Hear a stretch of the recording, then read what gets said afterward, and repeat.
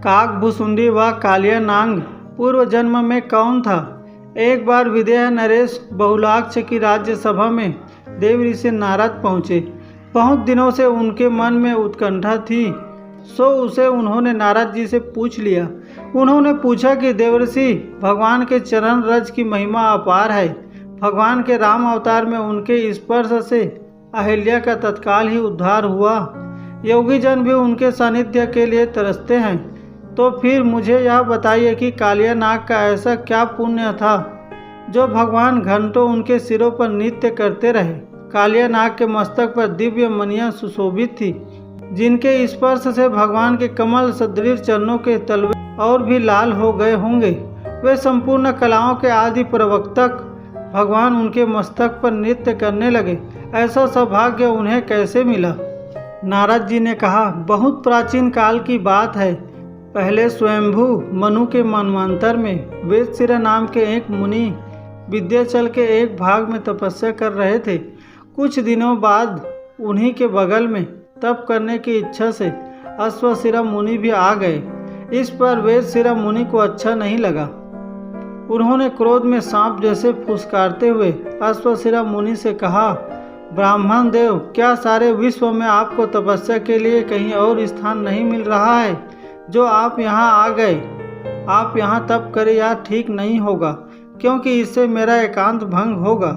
इस पर वेदशिरा भी बिगड़ गए और कहने लगे, मुनि श्रेष्ठ, यह सारी भूमि भगवान विष्णु नारायण माधव की है और इसीलिए इनका नाम भी माधवी है।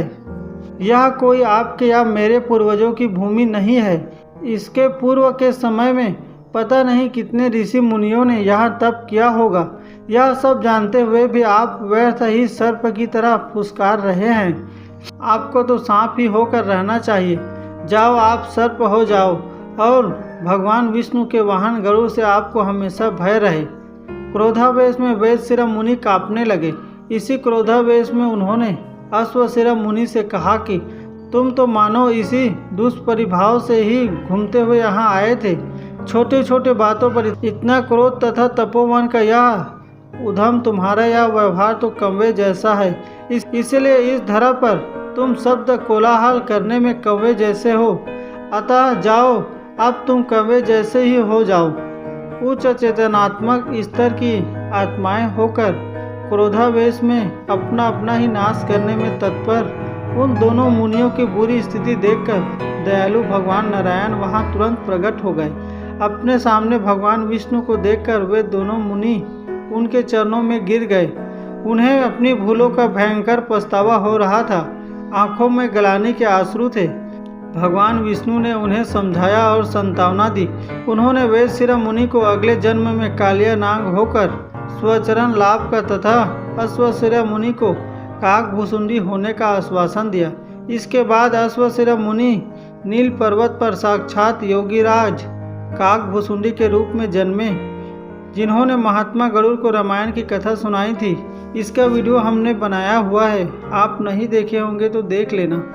और वेदशिरा मुनि का उद्धार उन्होंने भगवान कृष्ण के अवतार रूप में किया था।